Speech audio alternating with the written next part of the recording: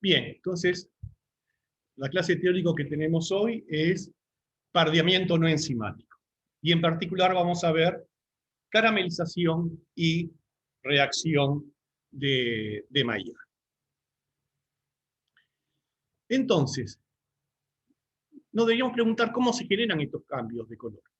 Por ejemplo, la formación del color de la corteza de un pan, o la corteza de papas fritas, o el color de la carne asada, o el color del dulce de leche, y muchas otras transformaciones más que ocurren, tanto a nivel culinario como a nivel comercial e industrial. Entonces, moléculas como esta, que les muestro, podrían ser responsables de esos colores. Y entonces, ¿solo se genera cambio de color? Miren, si recordamos a Marcel Proust, que al escribir En busca del tiempo perdido, los 7 tomos de En busca del tiempo perdido, comienza con el recuerdo del aroma de las magdalenas que comía cuando era niño. Entonces, moléculas como esta, que les muestro, puede ser que le hubieran despertado sus recuerdos de infancia, porque algunas de estas moléculas son las que son responsables del aroma de las magdalenas, y a su vez se generan en estas reacciones. Entonces, estas reacciones que se conocen como pardeamiento no enzimático, es decir, que no son llevadas a cabo por la acción de enzima, que son caramelización, reacción de Maillard y degradación de ácido ascórbico. Pero en particular, degradación de ácido ascórbico, lo van a ver cómo está vinculado el desarrollo de color cuando vean ácido ascórbico en el teórico de vitaminas. ¿Bien? Porque es parte de la química del ácido ascórbico. Bien, entonces empecemos a ver a la caramelización. La reacción de caramelización se produce a altas temperaturas y en presencia o ausencia de catalizadores. Y es con azúcares, ¿no? Se da reacciones con azúcares, especialmente, particularmente con azúcares. Y esta reacción se puede observar tanto en soluciones diluidas o concentradas, ahí ya los azúcares estarían en estado amorfo, pero también se puede hacer en forma cristalina, es decir, a partir de cristales de azúcares. Entonces, debido a que hay un gran número de vías de reacción para que se dé la caramelización, y a un número mayor de productos formados durante la reacción, más que la reacción de caramelización, serían las reacciones de caramelización, y además los mecanismos de reacción de caramelización son muy variados y muy complejos. Entonces, empecemos a ver qué es lo que ocurre cuando tenemos a un azúcar en forma cristalina. Ahí lo que vamos a tener es una degradación térmica. Y entonces, en este caso, la caramelización ocurre cuando un azúcar se calienta hasta una temperatura en que sus moléculas comienzan a transformarse. Y en algunos casos ocurre cuando los azúcares se calientan a temperaturas por encima de sus puntos de fusión. Aquí tienen una tabla donde está indicado la temperatura de fusión de los distintos azúcares y las temperaturas iniciales de la caramelización. Entonces podrán ver que en algunos casos están un poco por encima de la de fusión, pero en algunos casos hasta algunos azúcares empiezan a descomponerse hasta temperaturas más bajas que su punto de fusión.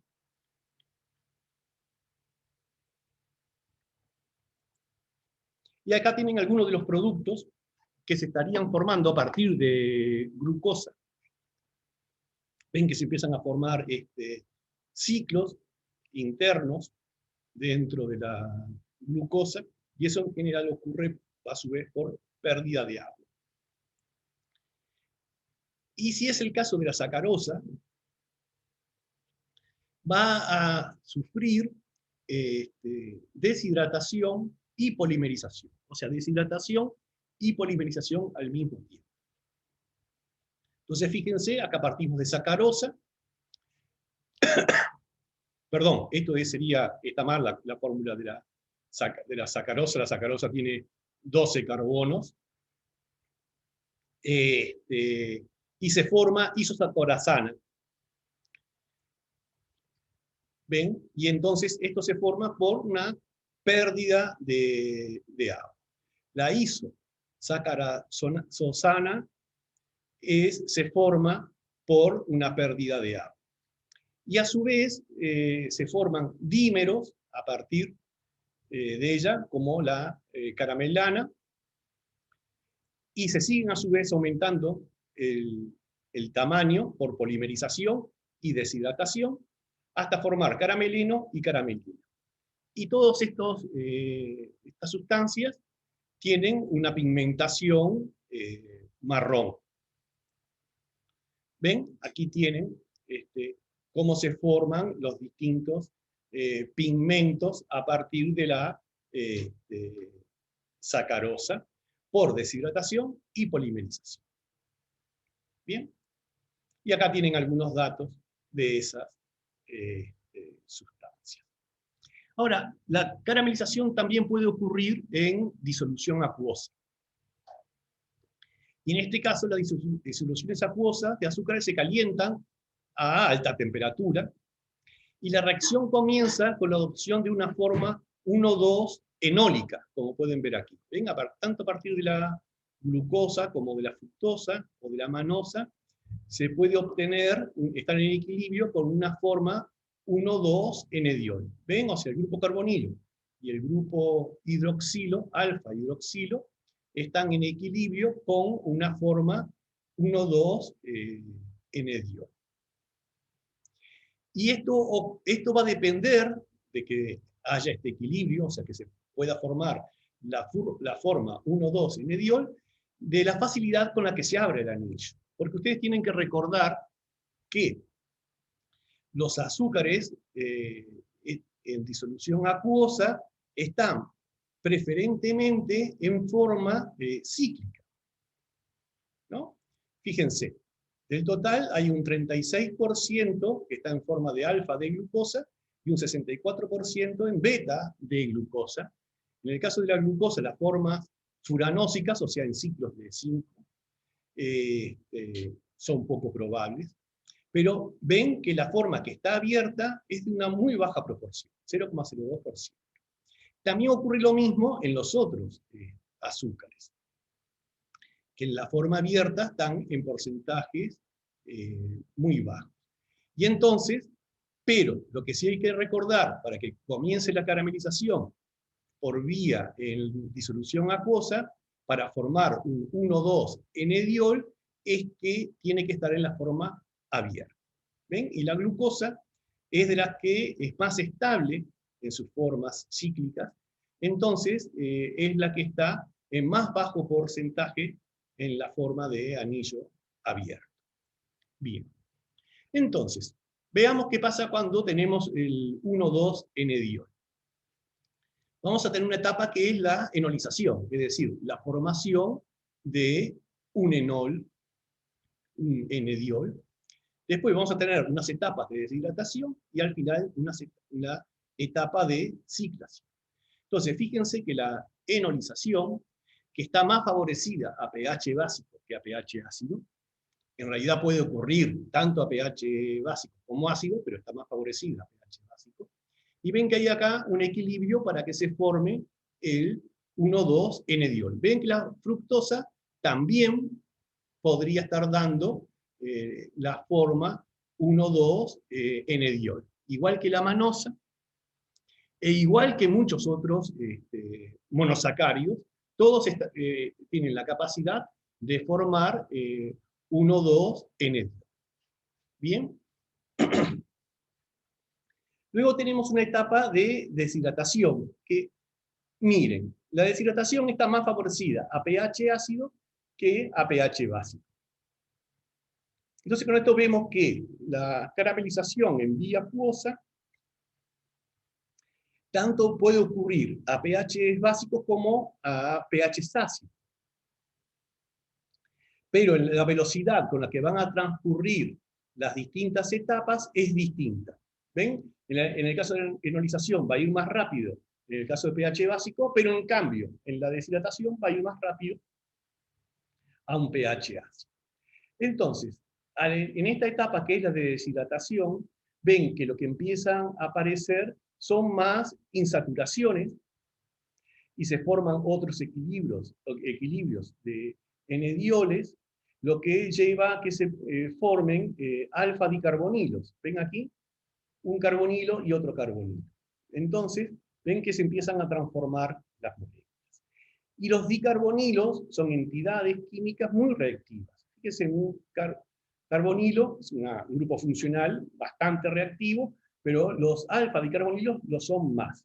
Y en este caso, en que por la cantidad de carbonos que hay, los ciclos estables son viables, bueno, es que hay una etapa de ciclación.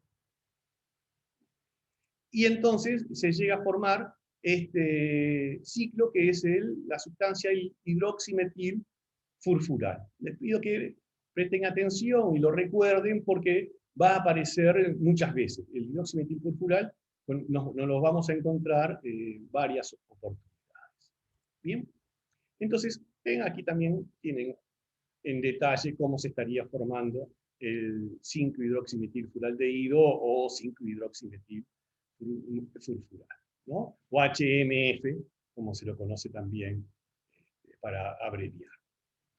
Y acá en detalle pueden ver cómo se están formando los dicarbonilos, ¿no? Pero son todos por etapas de enolización y de deshidratación. Bien. Pero también aquí les muestro que a partir de un 2,3-N-diol se podrían dar estas vías. Por ejemplo, la fructosa, además de formar el 1,2-N-diol, también es capaz de formar 2,3-N-diol, porque tienen que recordar que como tiene un grupo carbonilo en posición 2, tanto puede estar en equilibrio formando N-dioles con el hidroxilo que está en posición 1, como el que está en posición 3. Y ahí que la fructosa tenga la capacidad de formar N-dioles en posición 1, 2 y también en posición 2, 3. Y entonces ocurren transformaciones muy parecidas, solo que los productos finales no son el hidroximetilfurfural, pero ven que son estructuras muy parecidas. Bien. Ahora, a su vez, las monosas, en las reacciones de caramelización, en las etapas de las reacciones de caramelización en vía acuosa, pueden tener fragmentaciones. Entonces, ¿ven? Sobre todo estas fragmentaciones están favorecidas a pHs alcalinos. Entonces, un alfa-dicarbonilo puede sufrir una fragmentación con la liberación de ácido metanoico, ácido fórmico, y la formación de un desoxiazúcar. Ven aquí, lo que tendríamos sería una pentosa, pero que le falta un grupo hidroxilo en el carbono número 2. Entonces sería una desoxipentosa. 2-desoxipentosa. Pero tiene una estructura muy similar a las pentosas.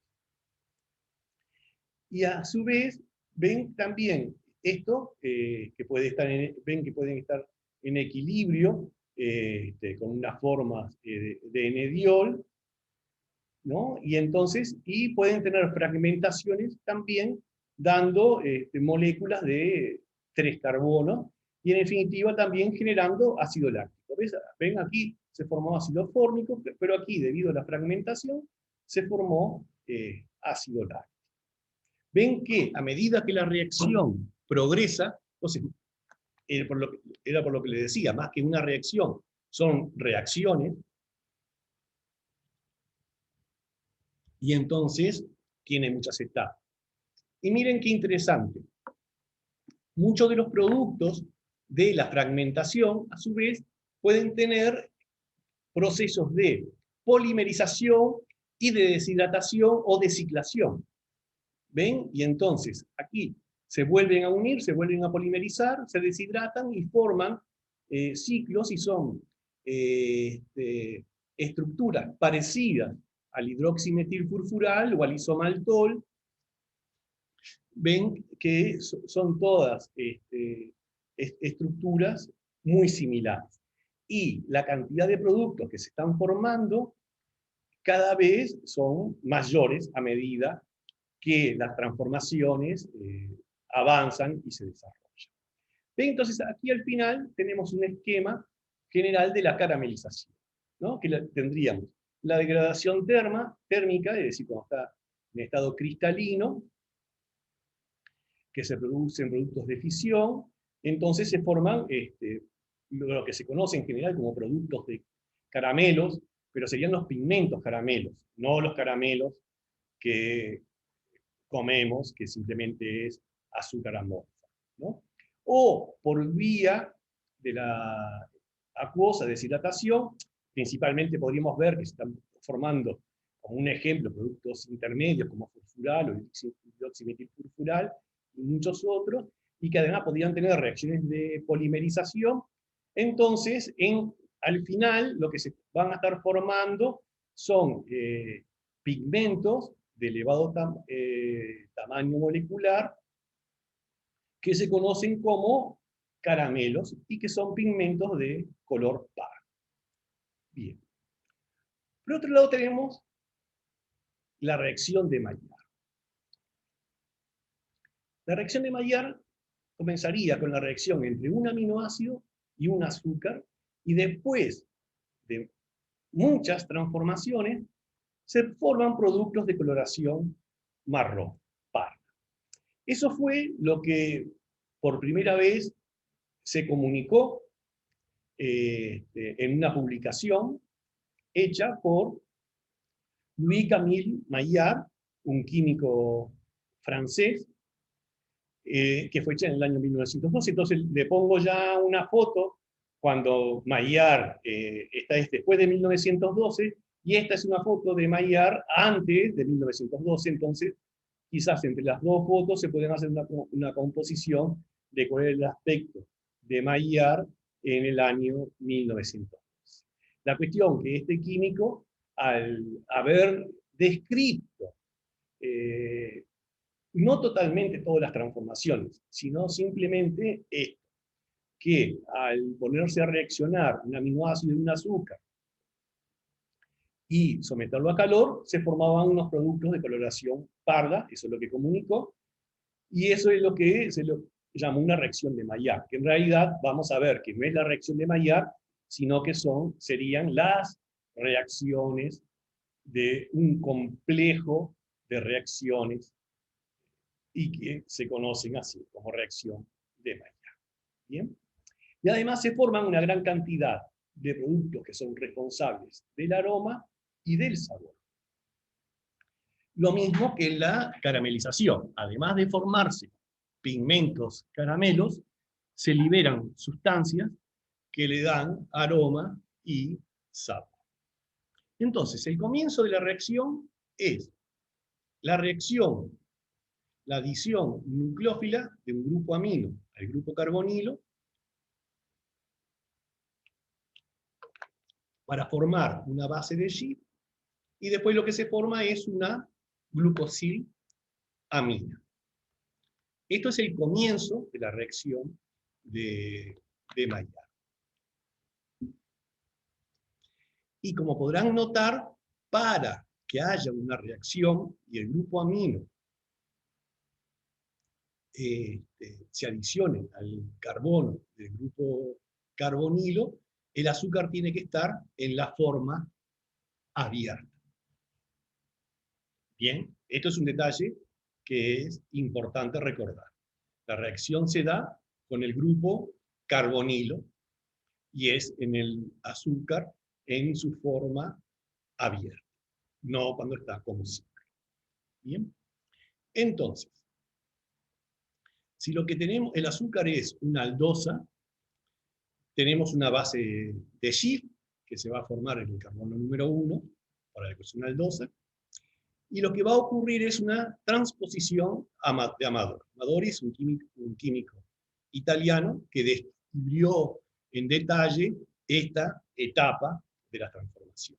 Entonces ven aquí, ven que hay una transposición, y entonces, ahora el grupo carbonilo queda en posición 2. ¿Ven? Hay una transposición.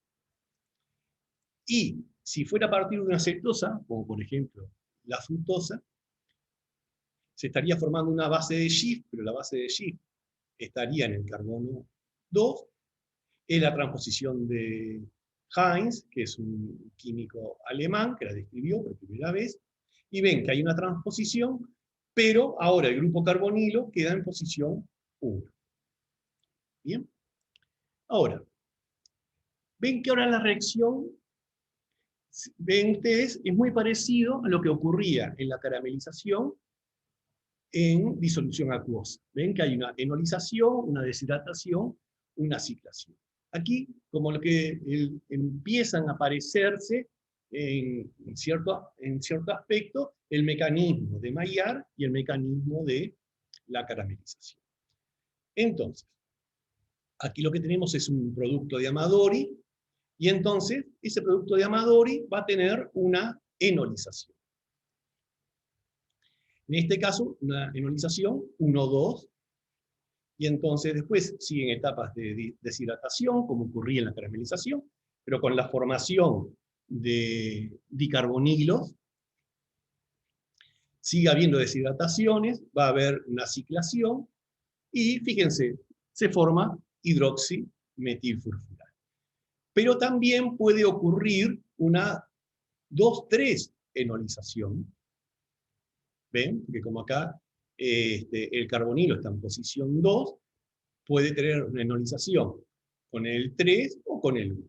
Cuando es con el 3, también va a haber una deshidratación, se van a formar alfa-dicarbonilos, pero en posición 2,3, se va a hacer una ciclación, entonces se puede dar maltol o isomaltol. Y entonces ven que es muy parecido. La diferencia es que con respecto a la velocidad con que se vaya a dar en estas etapas, estos productos de Amadori son mucho más reactivos que los azúcares.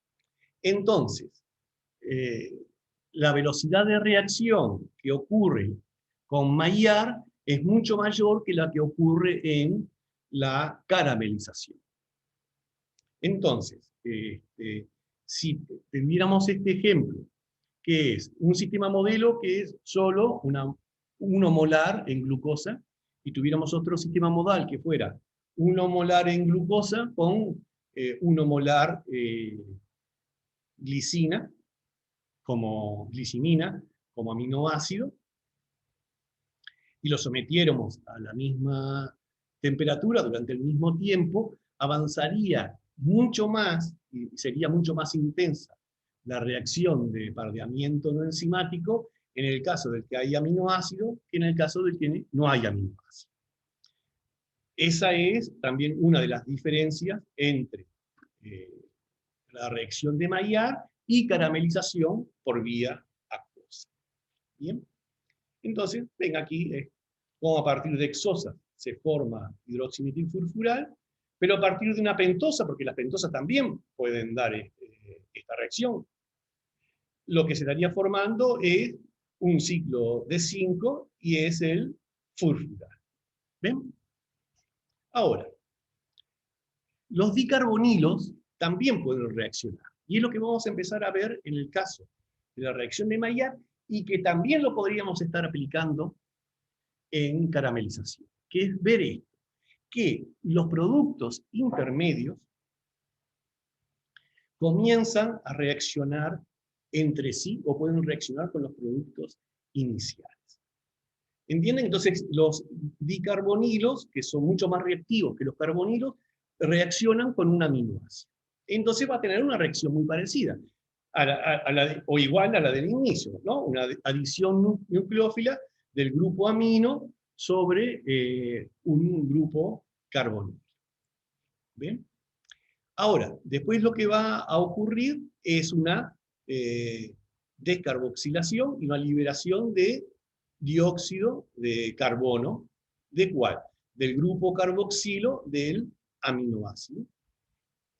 La molécula que nos queda, a su vez, va en agua, y lo que va a haber es una hidrólisis y se va a liberar un aldehído.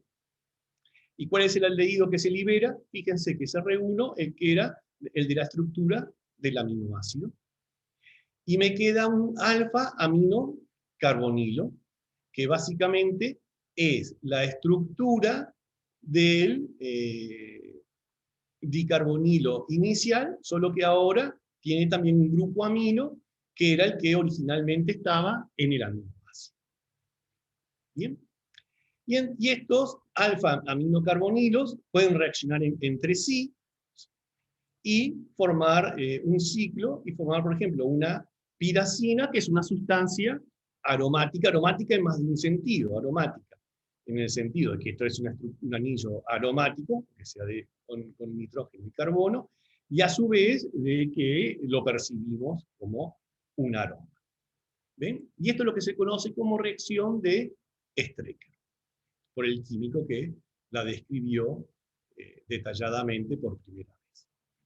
¿Ven? Y entonces, ven cómo la reacción se va haciendo mucho más compleja. Acá simplemente es un ejemplo particular con algún bicarbonilo en particular y alguna aminoácido en particular, con la formación de una piracina en particular. Bien. Ahora, por otro lado, los productos intermedios de la reacción de Maillard se pueden polimerizar. Y al polimerizarse dan origen a unos pigmentos que se conocen como melanoidinas. No confundirlas con las melaninas, que eran los pigmentos que se formaban en el pardeamiento enzimático, que era por acción de la polifenoloxidasa que se iniciaba, y luego era por la polimerización de las quinonas. En este caso, sí son pigmentos pardos y tienen un nombre parecido, pero no igual. Estas son melanoidinas. Y a su vez, ven, esta también podría ser la estructura de una melanoidina. Pero como los productos intermedios son muchos, las estructuras finales de las melanoidinas son muy diversas y muy variadas. Hay muchas, en realidad. Entonces no es que se forme la melanoidina, sino que se forman las melanoidinas. ¿Bien? Y entonces, acá tenemos un esquema de la reacción de Maillard, que empieza con la reacción de un azúcar con un aminoácido, pero después ven, y este es un esquema que hizo un químico Hodge, allá por el año 1952, que empezó a describir más las etapas de la reacción de Maillard, y esto simplemente es como un esquema muy sencillo, y ven que al final se van liberando productos intermedios que tienen dan aromas y sabores, y también se terminan formando polímeros que son las melanoidinas. Y la diferencia es que la estructura de esas melanoidinas, esos pigmentos, siempre tienen nitrógeno. El nitrógeno es el proveniente de los grupos aminos de los aminoácidos.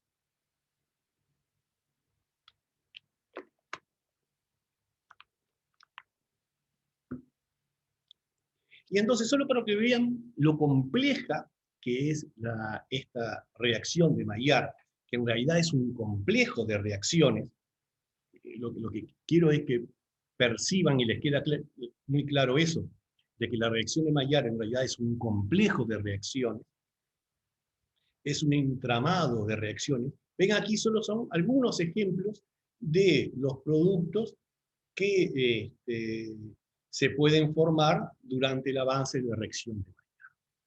Miren, esta vez le leí a un químico que describía a la reacción de Maillard como la gran orgía química. Y más allá de la broma que pueda haber, no es esa la idea, pero sí creo que es una buena descripción de lo que está ocurriendo. Porque entienden a su vez, no es que sea una serie de reacciones que sean lineales, es decir, que tengo productos, me dan un producto intermedio, este producto intermedio se transforma, da origen a otro producto intermedio, a su vez este producto intermedio se transforma y me da un producto final. Más que eso, es un entramado, más que tridimensional, n-dimensional, de reacciones que se cruzan. Entonces, los productos intermedios, muchos de esos productos intermedios reaccionan entre sí. Vieron que los dicarbonilos podían reaccionar con algunos de los compuestos iniciales, los azúcares pueden también reaccionar con algunos de los compuestos intermedios, entienden todo, reacciona con todo. Y tengo varias vías, por un lado, de los productos que se polimerizan y me van a dar origen de alto tamaño molecular, y otros que me van a dar productos que son de menor tamaño molecular y que a su vez son muy volátiles, y es por eso que contribuyen al aroma. Y hay algunos otros productos que también van a estar contribuyendo al sabor. Entonces, de hecho, es que la reacción de Maillard es un complejo de reacción. Y entonces aquí, en este esquema general, es en el que podemos terminar vinculando caramelización con reacción de Maillard. Sobre todo, la caramelización que ocurre por vía acuosa. ¿Ven? Entonces, ¿y eso cuándo puede ocurrir? Puede ocurrir. Sí ocurre. Imagínense que tenemos un sistema donde tengo el sistema modelo que les dije. Por ejemplo, 1 molar en glucosa más 1 molar en alanina. Entonces, tengo una relación molar azúcar-aminoácido 1-1, es decir, una relación grupo carbonilo, grupo amino 1-1. Entonces, en esas condiciones es muy factible que la vía por reacción de Maillard predomine sobre la caramelización, ¿no? Porque como es mucho más factible, la reacción avanza mucho más rápido cuando hay una unión entre el grupo amino y el grupo carbonilo. Eso transcurre mucho más rápido que las transformaciones que son muy parecidas, pero del azúcar solo. Bien, pero si tengo sistemas donde hay exceso de azúcares, es decir, que la relación molar fuera 2-1, 5-1, 10-1, ahí se pueden dar perfectamente, en forma concomitante, las transformaciones por reacciones de Maillard y las transformaciones por caramelización. Ahora entienden que después los productos intermedios que provienen de la caramelización y de la reacción de Maillard, en algunos casos no son iguales, pero entienden que tienen una química que les permitiría interaccionar entre sí. Entonces, ahí en muchos casos empezarían a mezclarse y reaccionar entre sí los productos de Maillard y de caramelización. Bien. Ahí, si ustedes me preguntaran, ¿puede ser que al final solo se pudieran encontrar algunos pigmentos caramelos sin nitrógeno? Y yo le tendría que responder, no lo sé. Porque investigar y analizar eso es bastante difícil. En algunas cosas que nosotros durante el teórico se las contamos es porque se las hemos estudiado a otros investigadores y se las transmitimos. En el caso de la reacción de Maillard, estamos en mejores condiciones porque hemos investigado y investigamos sobre la reacción de Maillard. Investigar sobre la reacción de Maillard no es fácil, en el sentido de que se forman muchísimos productos intermedios.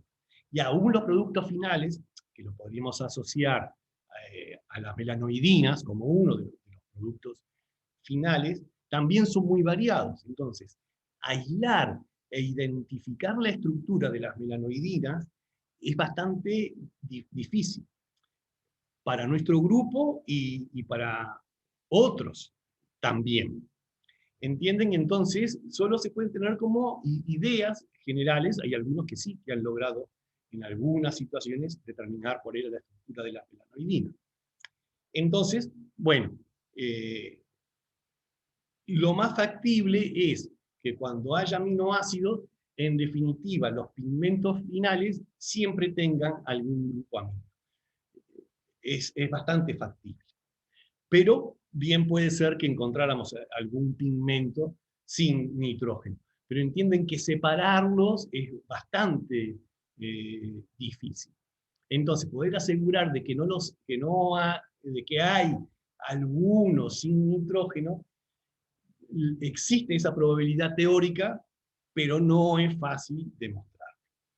Pero, en definitiva, con esto, volviendo atrás, lo que les quiero decir es que la reacción de caramelización y la reacción de Maillard, en algunas circunstancias, coexisten. Pero al coexistir, muchos se mezclan y ya productos intermedios se pueden aparecer que simplemente provienen de la existencia de los dos mecanismos. ¿Bien? Y entonces, ¿ven? Aquí es como un ejemplo de cuando pongo reaccionar azúcares y aminoácidos, toda la transformación de productos que se dan.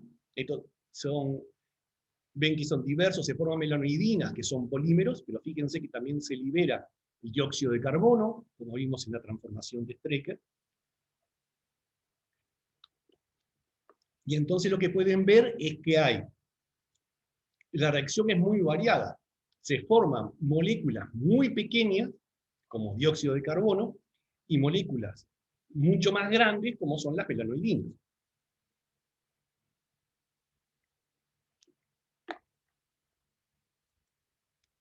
Y aquí solo les puse una parte de los distintos productos que se forman. Son muchos, muchos, muchos más. Podríamos decir que son cientos los productos distintos que se forman durante la reacción de Maillard. Bien, bueno. Entonces, aquí vemos que la reacción de Maillard lo podemos ver como que es entre azúcar y aminoácidos, se forman aromas y sabores y también una pigmentación parda, ¿no? Entonces se pueden formar a partir de ribosa, lactosa, glucosa, son azúcares que están en los alimentos, como algún ejemplo, y con aminoácidos. Pero también las proteínas dan la reacción de Maillard. ¿Por qué? Porque las proteínas tienen aminoácidos. Ahora, ¿todos los aminoácidos que están formando parte de una proteína pueden dar la reacción de Maillard? No, porque el enlace peptídico no da la reacción de Maillard. Pero el aminoácido que está en el extremo N-terminal o aminoácidos que tengan un segundo grupo amino, sí pueden dar la reacción de Maillard. Así que las proteínas también dan la reacción de Maillard. Por supuesto que es mucho más reactivo un aminoácido que una proteína. Entienden que la movilidad de un aminoácido es mucho mayor, y además la proteína tiene un mayor impedimento estérico. Entonces, el mismo aminoácido en una proteína o suelto no tiene la misma reactividad. Pero entonces veamos, ¿cuál sería el aminoácido candidato? La lisina, porque tiene un grupo amino en posición épsilon. En el extremo de la cadena de la lisina, además de un aminoácido en posición alfa, tiene uno en posición épsilon. Y entonces se va a dar una base de Schiff y un producto de Amadori, y esto continúa. Y tanto puede continuar que se pueden dar reacciones y a su vez esos grupos intermedios, en algunos casos, pueden quedar unidos a las proteínas y a su vez formar puentes entre proteínas, como es en este caso. Y entonces se ha encontrado que lo que se forman son como agregados moleculares conocidos como melanoproteínas. Y esta es la parte cromófora, es lo que le da el color. ¿Esto es así? Sí, esto nosotros lo hemos visto, los hemos aislado, por ejemplo, en el desarrollo de la pigmentación del dulce de leche, que es debido a la reacción de Maillard. Buena parte de las melanoidinas, en realidad, están bajo la forma de melanoproteínas, es decir, de grupos cromóforos, de productos intermedios, que son polímeros, pero que a su vez forman un entramado con las proteínas. Y entonces no es que se formen unas melanoidinas de muy alto tamaño molecular, pero sí hay como una gran unión de grupos cromóforos que están unidos a las proteínas. ¿Ven? Y entonces aquí lo que podemos ver es que las proteínas derivadas tienen menos lisina disponible y son menos digeribles, ¿no? Y hay que recordar que esto es un efecto nutricional, porque la lisina es un aminoácido indispensable. Y además se forman agregados que cambian la consistencia del producto, o sea, cambian la textura del producto. Entonces aquí ven que la reacción de Maillard también tiene un efecto tecnofuncional. Y además se forman diferentes productos que son diversas melanoidinas según el origen del alimento, ¿no? O sea, no en todos los alimentos se forman las mismas melanoidinas.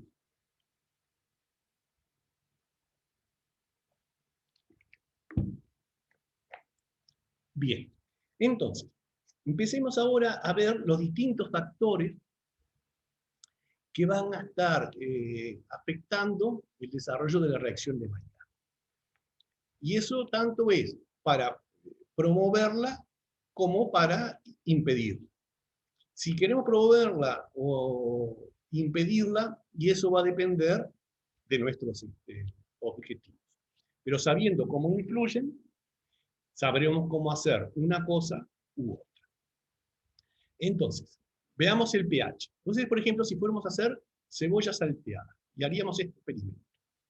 Miren, haríamos cebolla sin incorporarle bicarbonato de sodio y cebolla con la incorporación de bicarbonato de sodio. Entonces, ven que con el transcurso del tiempo hay un mayor desarrollo de color en el caso de que se incorporó el bicarbonato. Y entonces, lo que podemos ver es esto, que a medida que aumenta el pH, aumenta la formación de pigmentos, ¿no? Esto lo vemos experimentalmente. Fíjense que aquí lo que se está midiendo es absorbancia 420 nanómetros. No es medida de color, es de absorbancia. Pero esto corresponde a amarillos. Entonces, si hay absorbancia 420 nanómetros, quiere decir que se están formando pigmentos que tienen una componente amarilla. Entonces, realmente los colores pardos tienen una componente amarilla.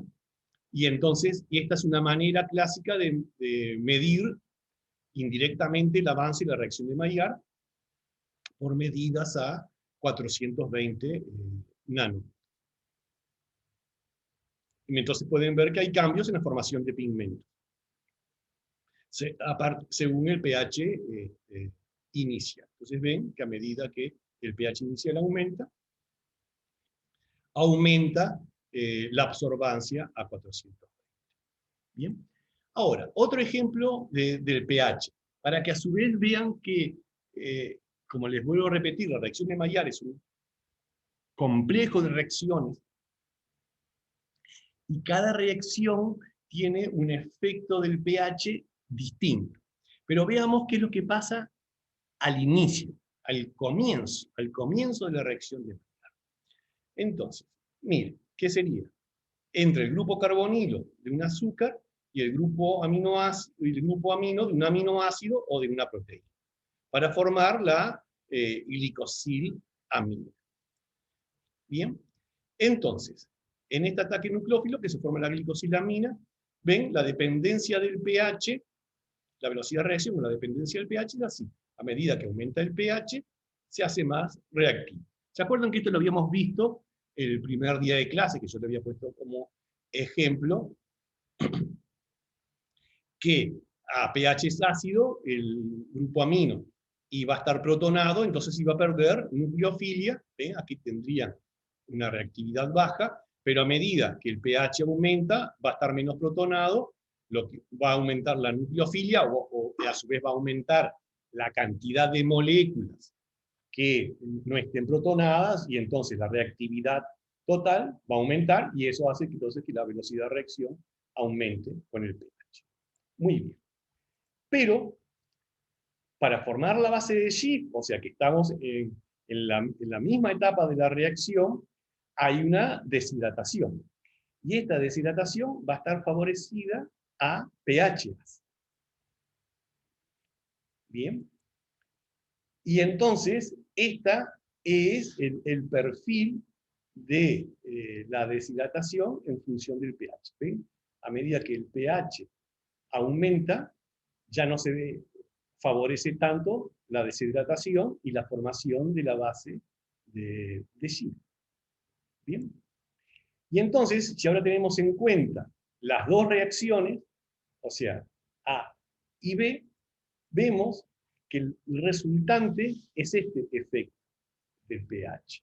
Entonces ven cómo ya la influencia del pH en la reacción de Maillard ya se nos torna compleja en el comienzo de la reacción de Maillard. Y a su vez tenemos otras etapas, o sea, en casi todas las etapas de la reacción de Maillard el pH va a estar influyendo.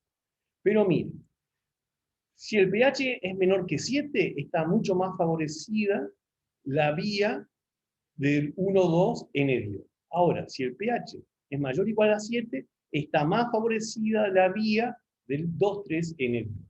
Entonces, ven que de ese modo los productos intermedios que se van formando son distintos. Y entonces, si los productos intermedios que se van formando son distintos, también es muy probable que los productos finales que se estén formando sean distintos. Y además lo que tienen que ver, que a pHs intermedios, también los productos que se van a estar formando van a ser distintos, o a su vez van a estar en proporción distinta. Por lo cual también los productos finales van a estar en proporción distinta. Entonces ven que con el cambio de pH va a estar influyendo en muchas de las etapas de la reacción de Maillard.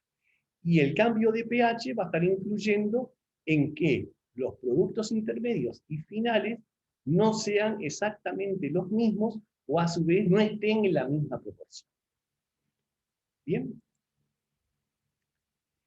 Y algo más que es sumamente interesante en la reacción de Maillard con respecto al pH, que es lo siguiente. Es que si se mide el pH inicial y el pH final, luego de transcurridas transformaciones debidas a la reacción de Maillard, ven, si no hubiera cambios en el pH, tendríamos esta regla, ¿verdad? pH final igual al pH inicial. Entonces tendríamos esta regla. No hay ningún cambio. Pero la curva experimental, y eso lo hemos verificado en nuestras investigaciones, es que se aleja de esta linealidad. ¿Ven? Si empezamos a un pH inicial de 7, el pH final es menor de 7. O sea, debido al desarrollo de la reacción de Maillard, el pH se va cambiando. Hay algo en las transformaciones que va provocando que el pH disminuya. ¿Ven? Si el pH es 6, ven que todavía es menor de 6. Todos los casos. ¿Ven? Si el pH inicial era 10, ven que es muy bajo. Fíjense, además es esto. A medida que el pH es más bajo, el cambio es menos acusado. ¿Ven? Cuando es 5, si bien es menor que 5, está más cerca de 5. Cuando era 8, ¿ven? Está mucho más alejado de 8. ¿Por qué ocurre esto? Bueno, esto va a quedar para el ciclo de los teórico-prácticos. Ahí ustedes van a tener que recordar, y que los compañeros que tengan que exponer en ese momento, se va a tener que abordar a qué se debe que durante el desarrollo de la reacción de Maillard, a su vez, cambie el pH. Pero lo interesante es esto, que una reacción que depende del pH, en el que pH influye, fíjense que a su vez el desarrollo de esa reacción va provocando cambios en el pH. ¿Entienden? Entonces eso hace que la transformación se haga mucho más compleja.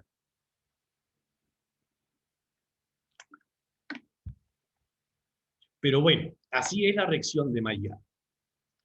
Otros factores que influyen es la temperatura. Miren, entonces con el aumento de la temperatura y haciendo tostada, podemos ir viendo que los resultados son distintos. Ven que a medida que aumenta la temperatura, el desarrollo de pigmentación aumenta. Eso es algo que ustedes lo pueden probar o seguramente ya lo han experimentado. Pero además, si hacemos sistemas, modelos con glucosa y aminoácidos y lo calentáramos a 100 grados Celsius o en un horno a 180 grados Celsius, y se generarían aromas. Entonces, miren, si el aminoácido es valina, a 100 grados centígrados, el aroma, eso se lo darían a jueces, evaluadores, dirían, esto huele a pan de centeno. Pero si fue sometido a 180 grados Celsius,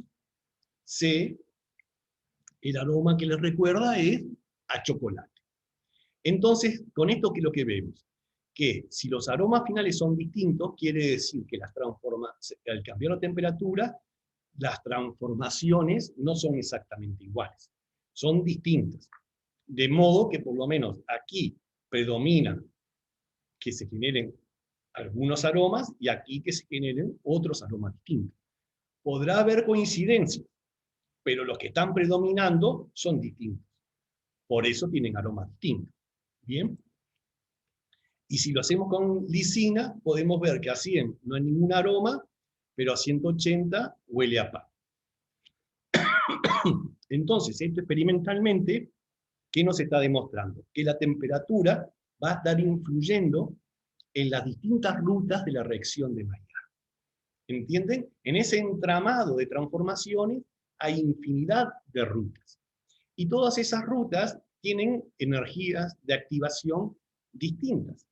Entonces, según la temperatura, se van seleccionando distintas rutas o predominan distintas rutas, lo cual hace que los productos intermedios y finales no sean los mismos.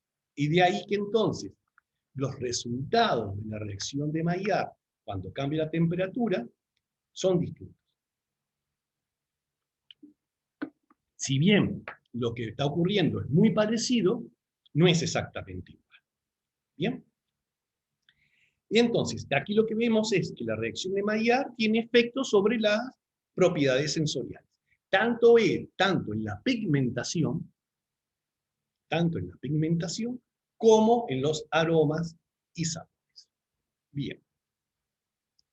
Ahora, también podemos ver el efecto de la temperatura, ¿ven? En un sistema modelo, un estudio en el que se ponía a beta-lactoglobulina, que es una de las proteínas que están en el suelo lácteo, con lactosa. Y entonces eso se lo sometía a distintos días de tratamiento térmico. Entonces, fíjense, a 37 grados Celsius, ven que hay unas pérdidas de lisina que se dan en días. Pero cuando son 55 grados Celsius, que es más, ya es en pocos días que hay pérdidas de lisina. Vieron que, como la lisina está formando parte de la beta-lactoglobulina, pero igual puede dar la reacción de Maillard, y al dar la reacción de Maillard, vieron que se formaban productos intermedios, ya no lo iba a tener más como lisina. Y cuando la temperatura es 96 grados Celsius, ven que en cuestión de horas hay mayor pérdida de lisina. Y lo que también se observó que a 0 grados Celsius no había pérdidas de lisina hasta los 90 días. ¿Sí? O a los 90 días, perdón, se detectaban pérdidas del 7%. Entonces, la lisina, lo que tienen que recordar es que es un aminoácido nutricionalmente indispensable. Y entonces, la reacción de Maillard también tiene efectos sobre las propiedades nutricionales, porque dependiendo del avance de la reacción de Maillard, puede haber una disminución en la biodisponibilidad de lisina, que es un aminoácido indispensable. Claro, con esto tampoco uno tendría que decir, no comamos los alimentos que han sido transformados por reacción de Maillard, porque nutricionalmente no son adecuados. Entonces yo le digo, bueno, sí, veamos, a ver, si fuera carne asada, yo le diría, bueno, la reacción de Maillard, ¿dónde se va a estar dando? Y bueno, en la superficie. Entienden que no, solo es una pequeña porción de las proteínas que están en la superficie la que tendrían esa transformación, y es ahí donde estaría perdiendo eh, la lisina. Y en realidad es poco lo que se tiene que estar transformando para dar esa pigmentación. ¿Bien?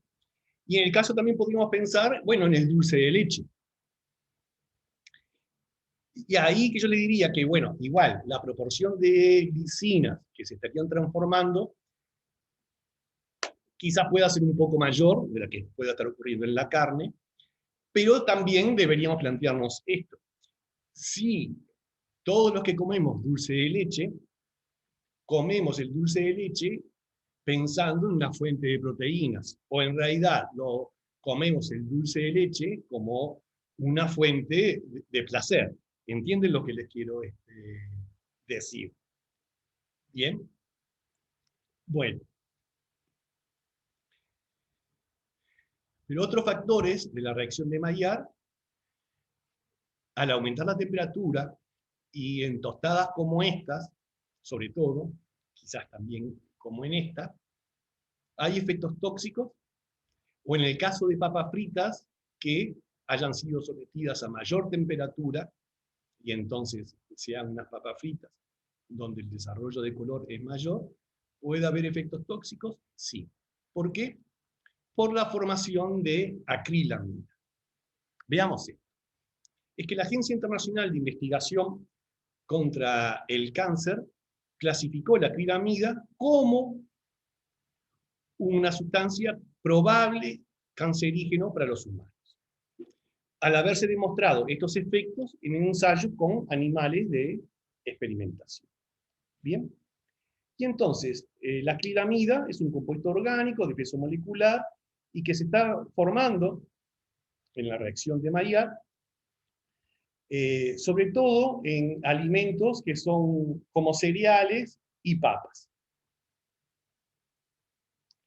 y que son con baja actividad de agua. Entonces fíjense que es más que nada en la corteza de las tostadas, o también la corteza del pan, o en la corteza de las papas fritas. Y entonces, ¿qué es la acrilamida? Es una de las sustancias que se forman en la reacción de Maillard. Pero, ¿cómo se forma? Particularmente cuando el aminoácido asparagina reacciona con azúcares reductores, en calor da acrilamida. ¿Bien?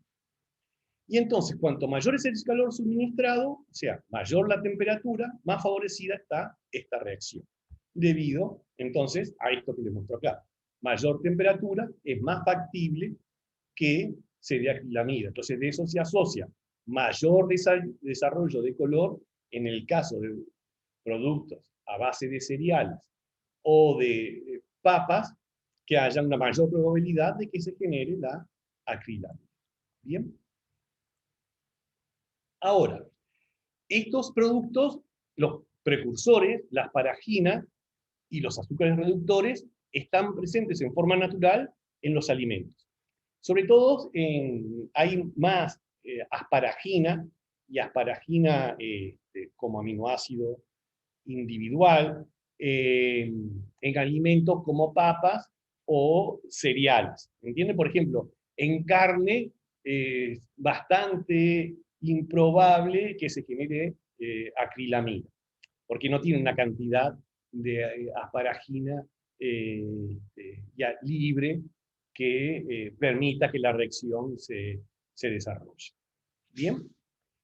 Pero, entonces, al estar presente en los alimentos y considerando los procesos culinarios e industriales de elaboración, es decir, donde el alimento es sometido a altas temperaturas, es imposible evitar la presencia de la acrilamida. Pero sí la deberíamos controlar, llevar a límites seguros. Y entonces, otra cosa importante es que la acrilamida ha estado presente en la dieta desde que los humanos cocinan los alimentos, o por lo menos desde que cocinan papas, o desde que cocinan cereales, ¿no?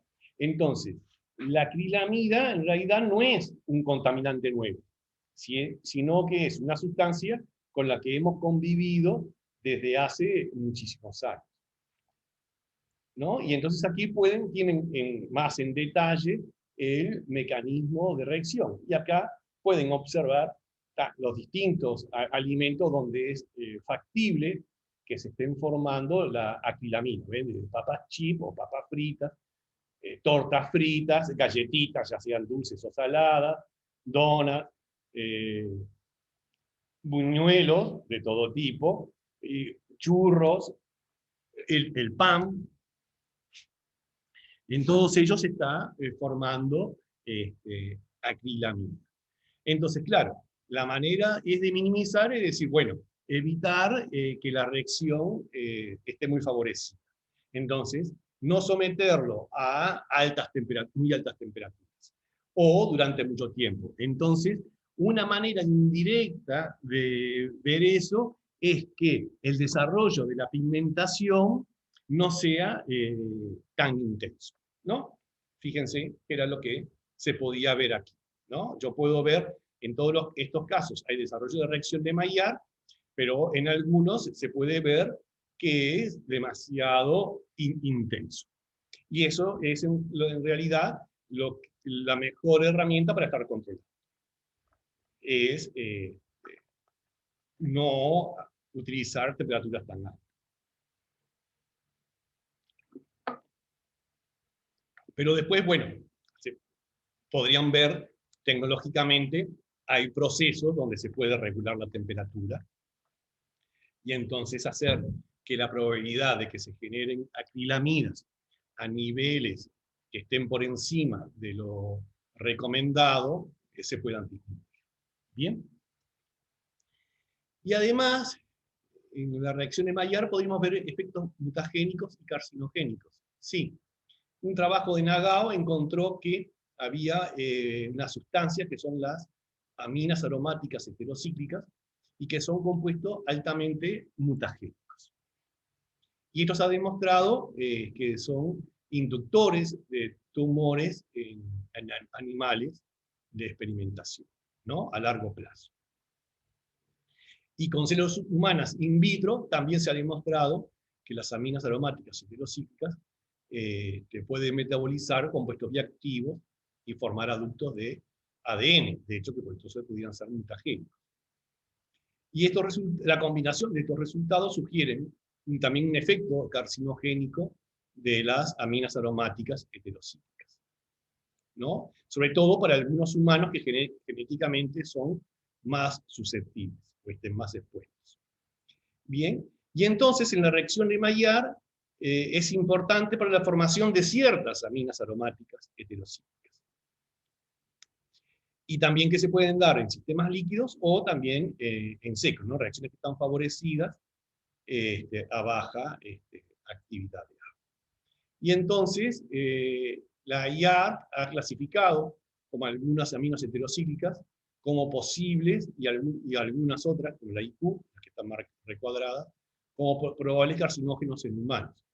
y estos compuestos se formarían en la reacción de Maillard. No siempre, pero en algunas de las condiciones o de los tantos sistemas alimentarios se podrían estar formando estas aminas heterocíclicas. Lo cual quiere decir que la reacción de Maillard también tienen efectos tóxicos. Esto seguramente lo van a ver con mayor profundidad y amplitud en el curso de toxicología alimentaria. Pero no quería dejar de mostrarse. Otro de los factores que van a influir en la reacción de Maillard es el efecto de la actividad de agua. ¿Ven? Entonces, aquí vamos a ver el efecto de la actividad de agua. Este es un índice de amarillo, una manera de, con un colorímetro, ver un desarrollo de color amarillo, y en función de la actividad de agua. Entonces ven que hay un máximo a unos valores entre 0,7 y 0,6. En este caso habría un cambio, estaría el mayor cambio de color, no sé, donde estaría el óptimo de la transformación. O aquí vemos pérdidas de lisina, y en el estudio este sería leche en polvo, mantenida en estas condiciones y en función de la actividad de agua. No sé si ustedes han visto a veces que la leche en polvo, sobre todo la que está muy cerca de su vencimiento, sobre todo de su vida útil, a veces tiene como un ligero color amarillo. Y entonces eso es a que la reacción de Maillard se desarrolló. Ustedes pueden decir, ah, bueno, está, pero quizás es una actividad de agua muy, muy baja. Obviamente, pero ahí lo que había es tiempo. Y tampoco es que la reacción de Maillard haya progresado de manera muy intensa. O sea, tampoco es que la leche en polvo haya quedado de color marrón. Simplemente es que quedó de un color crema, no quedó tan blanca como estaría al principio.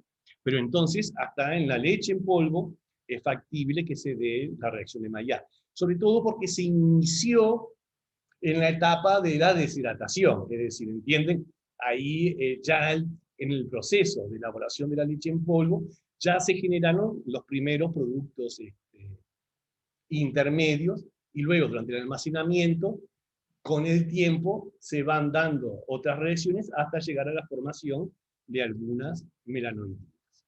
¿Bien? Ahora, entonces, lo curioso de la influencia de la actividad de agua en la reacción de Maillard es que hay un máximo. Es decir, actividades de agua en los extremos, o sea, a altas actividades de agua o bajas actividades de agua, la reacción de Maillard no está tan favorecida. Y a valores intermedios, sí. ¿Cuál sería la explicación de esto?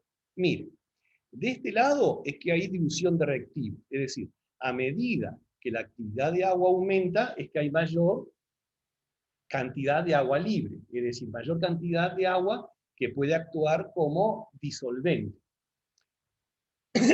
Y a su vez, entonces, los sustratos, los reactivos, van a estar más diluidos. Y a medida que la actividad de agua aumenta, hay mayor cantidad de agua que va a estar libre, entonces que va a actuar como disolvente, y entonces los productos van a estar más diluidos, la probabilidad de que se encuentren cada vez es menor, lo que hace que la reactividad sea menor. Lo cual no quiere decir que no haya transformación, sino que es menor.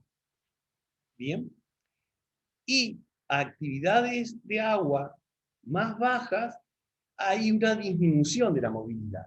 Justamente hay menor cantidad de agua libre, y entonces va a haber menor cantidad de agua que pueda estar como disolvente, entonces la movilidad de los reactivos, ya sea los iniciales o los intermedios, va a ser menor, entonces la probabilidad de que se encuentren entre sí, o sea, de que puedan estar a una distancia de enlace, es más baja, y entonces la probabilidad de que haya una transformación es más baja.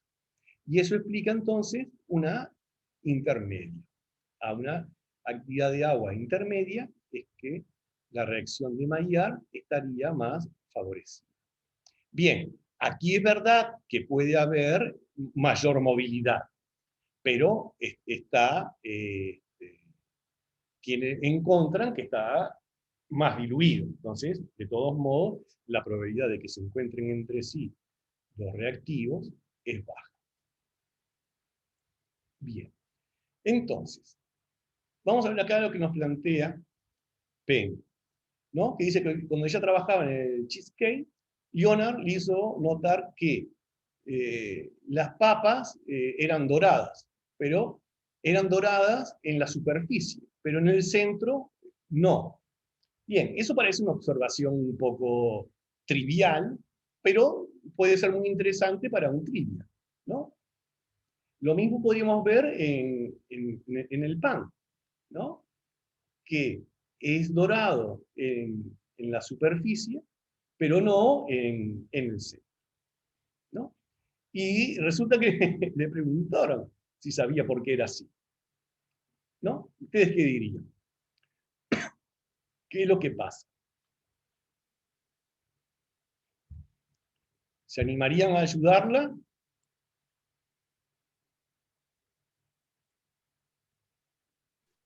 O sea que las reacciones se estarían dando solamente en la superficie, que es lo que estaría en contacto, por ejemplo, con las papas fritas, no sé, el aceite y Y claro, o por lo teniendo menos el calor. estaría dando en forma más intensa. Bien, eso es parte de la respuesta. Yo le diría, esa es una respuesta correcta, pero creo que Leonard no se quedaría conforme con esa respuesta porque le diría, sí, es obvio que ahí la reacción se dio en forma más intensa. Pero ¿por qué entonces se dio en forma más intensa en la superficie y no en el centro?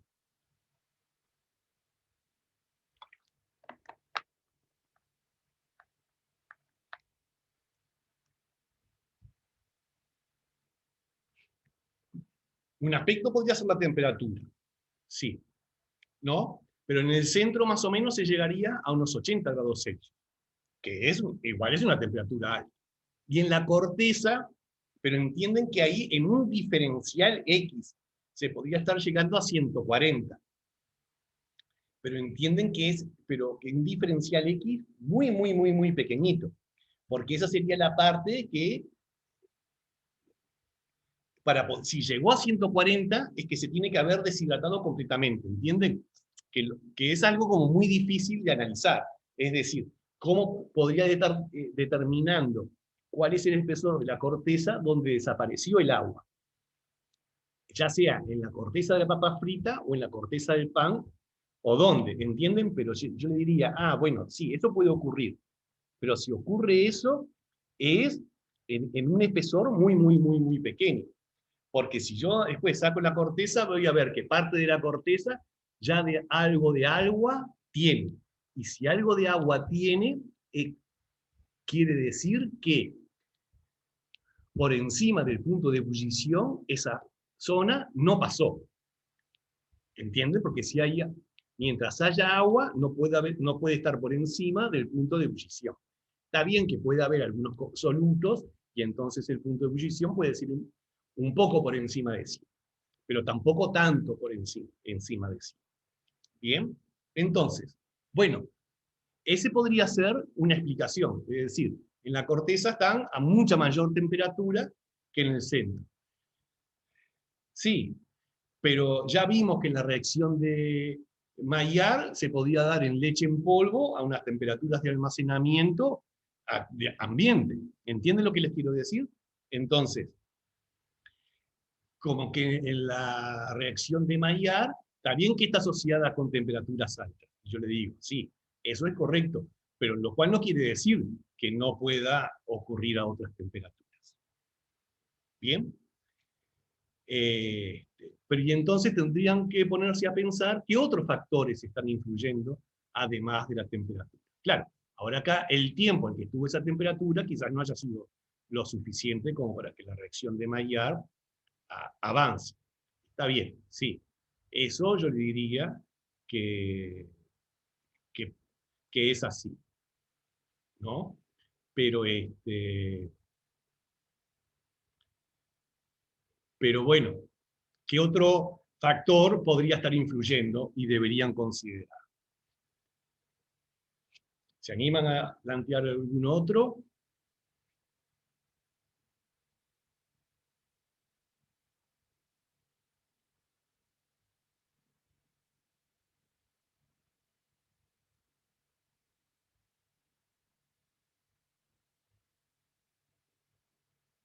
¿No? ¿No están imaginativos los ingenieros hoy? Es verdad que es un día bochornoso, y eso aplasta. Les doy esa consideración. Pero, ¿no? Miren, la actividad de agua también deberían considerar. Entonces, veamos acá, lo que ya vimos en otra, recurro de vuelta a una curva tipo, ¿no? Entonces, fíjense, el centro, que es a la que estaría una papa, ¿no? Uno puede decir, bueno, ¿cuánto se pudo haber transformado la actividad de agua de una papa? Y, ¿no? Entre una papa normal, no mucho. El centro tiene que estar a 0,98, a lo cual está una papa. La diferencia es que ya está cocida, pero la actividad de agua no debe haber cambiado demasiado. 0,98. Pero en la corteza, que quizás, bueno, es dato que le faltaba, la actividad de agua sería de 0,30. Claro, sería de una actividad de agua, entienden, o sea, medida de la corteza de la papa frita, pero ya considerando todo el espesor de lo que entendemos por corteza. Que eso puede tener como 1 milímetro, más o menos, un poco más. ¿Entienden? Que ya no es un diferencial X, ya es un poco más. Entonces, ahí sí, habría una actividad de agua bastante baja. De hecho, es lo que hace que sea crocante, ¿no? Que la papa frita sea crocante, por lo menos que la corteza resulte crocante. Entonces, miren, aquí en esto veríamos que el centro de la papa estaría por aquí. Entonces, la reacción de Maillard no estaría tan favorecida, ¿verdad? Ahora, tendríamos también la corteza una actividad de agua muy baja, que tampoco no estaría muy favorecida. ¿Bien? Pero vemos que lo que también deberíamos graficar es la evolución de la actividad de agua de la corteza durante el freído. ¿Ven lo que les quiero decir? Pero en función del tiempo. O sea, cómo estaría variando la actividad de agua en función del tiempo. Solo que acá graficamos tiempo, actividad de agua. Al tiempo cero, que tendríamos una actividad de agua de 0,98. O sea, que la corteza al inicio estaría como la actividad de agua del centro. ¿Están de acuerdo con eso? ¿Verdad? ¿Hasta ahí están de acuerdo? ¿Va bien? Sí. Está, perfecto. Ahora, a medida que va progresando el freído, en la corteza va disminuyendo la actividad de agua. ¿No? Eso están de acuerdo, ¿no? A que tenemos esto, y después va a disminuir hasta llegar al de la corteza. Pero obviamente durante el proceso de elaboración va a pasar por las actividades de agua intermedias. Y es ahí, en esas actividades de agua intermedias, donde la reacción está favorecida. También aquí, ya la reacción de Maillard, aunque es menos probable, va a ser un poco mayor probable, va a aumentar. Y esa es la explicación de por qué se desarrolló la reacción de Maillard durante el freído. ¿Entiende? Porque en algún momento se llegó a unas condiciones muy favorables. Además de tener una alta temperatura, también había una actividad de agua que estaría favoreciendo la reacción de Maillard. Pero ¿qué pasa? En el centro, o por debajo ya de la corteza, la actividad de agua es muy alta, y al ser muy alta, la reactividad es muy baja. Entonces no se estaría favoreciendo la reacción de Maillard, aunque es una temperatura considerable. Y si tenemos en cuenta la actividad de agua final de la corteza, que sería 0,3, tampoco diría que sería demasiado favorable. Pero lo que tenemos que entender es cómo fue el proceso. ¿Bien? ¿Les queda claro? Pregunta, ¿cambia, o sea, cambia solo el de la corteza o el del centro también, o sea, de la actividad de Vamos agua? a ver, ahí ya, yo ya siempre me tengo que apoyar más en los ingenieros. Y eso, aunque yo le dije que soy un mestizo. La cuestión es que durante el proceso va a haber una pérdida de agua del freído. ¿Entienden? Entonces, fíjense, si en la corteza hay disminución de la actividad de agua, es que se eliminó agua. Entonces, fíjense que además por eso chisporrotea un poco, porque se libera agua, ustedes ven salir vapor, o sea, algo de agua se elimina. Y al eliminar un poco de agua, bueno, habrá migración de donde hay mayor cantidad de agua a donde hay menor cantidad de agua. Ahora, si bien eso puede ocurrir, habría que ver en qué grado ocurre, ¿no? Y entonces, como simplemente ese proceso es más localizado, el de la pérdida de agua.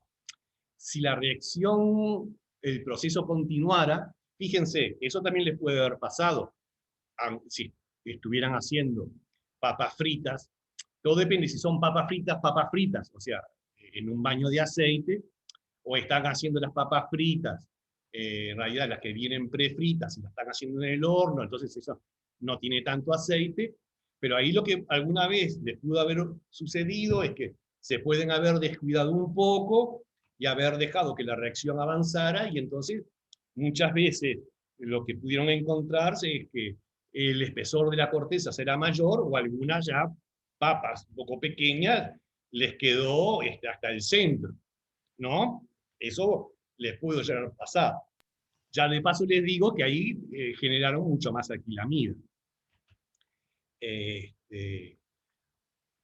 Pero en general, el cambio del contenido de agua y de actividad de agua en el centro de la papa frita no estaría cambiando, o no estaría cambiando sustancialmente, González, si esa es la pregunta Sí. que me hacía. ¿Entienden? La cuestión es que después diga, bueno, sí, no cambió nada o cambió un poco. Bueno, puede haber llegado a cambiar un poco. Cambió. ¿Cuánto es ahora la actividad de agua en el centro? Pongámosle 0,97. ¿Entienden lo que le quiero decir? 0,96. Igual va a ser un valor de actividad de agua donde la reacción de Maillard no va a estar favorecida. Basta que vea esta curva tipo. ¿Entiende lo que les quiero decir? Entonces, esa es la explicación principal de que se genere la reacción de Maillard en las cortezas. Sea del pan, de las papas fritas, en el rebozado de las milanesas, en la carne asada. Si ustedes se fijan, en la carne asada, la transformación se dio en la superficie. El resto de la carne no tiene ni el sabor, ni el aroma, ni el color de la corteza. ¿Entiendo lo que les digo? O si van a ser también vegetales, asados o al horno. Cualquiera de las transformaciones van a ver que no son iguales. Y entonces todo esto sirve para ver cómo los distintos factores influyen en el desarrollo de la reacción de Maillard. Y la actividad de agua es uno de ellos. Y entonces, aún en los alimentos, la actividad de agua no es la misma en distintas zonas del alimento, lo cual hace que en distintas zonas del alimento el avance y el desarrollo de la reacción de Maillard no sea el mismo. ¿Bien? Pero eso es lo que lo ayuda a ver. Uno podría pensar, bueno, el pH. Bueno, el pH pudo haber cambiado.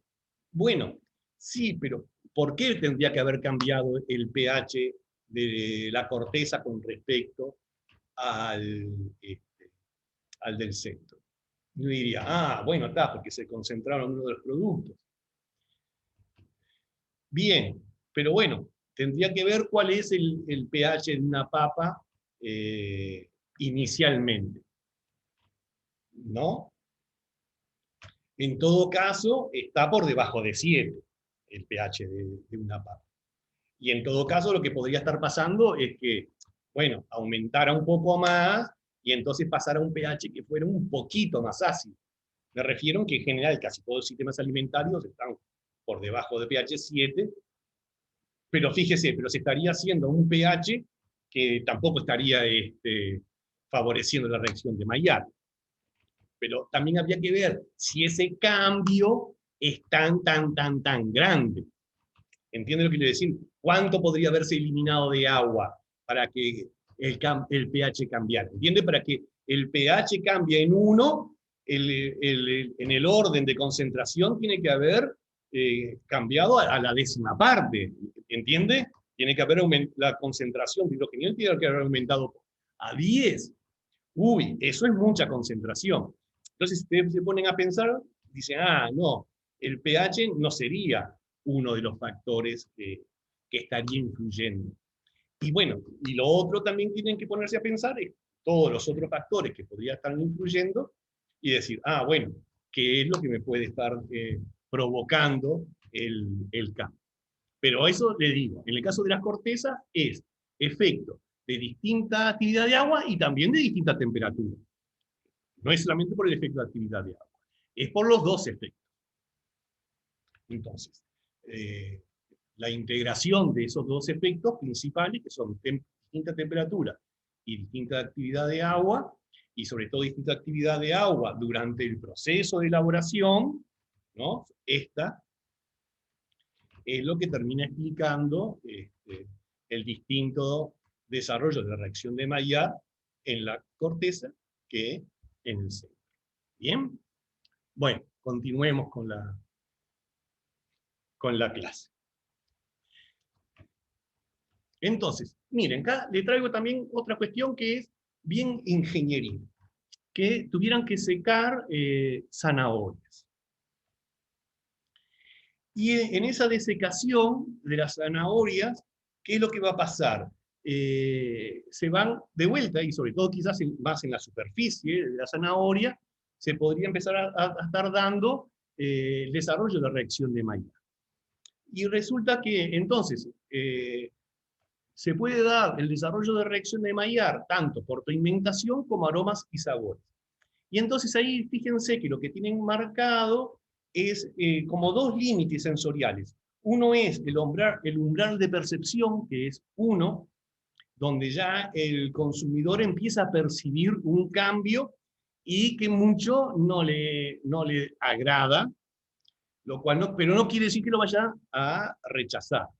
Pero en 2 ya hay un límite de calidad, que diría, mirá, con más aroma o sabores de lo que se están dando, de esto, no, yo a este límite más no. Y color, ya me parece que no, que ya es un color que a mí no me gusta.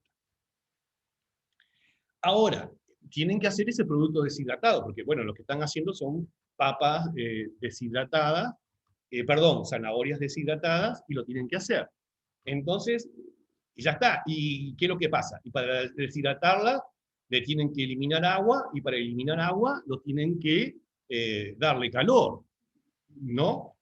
Entonces, ¿qué es lo que van a estar haciendo? Y generalmente le van a estar, quieren hacer un proceso bastante rápido, por eso van a usar, como acá al principio, unos 110 grados Celsius.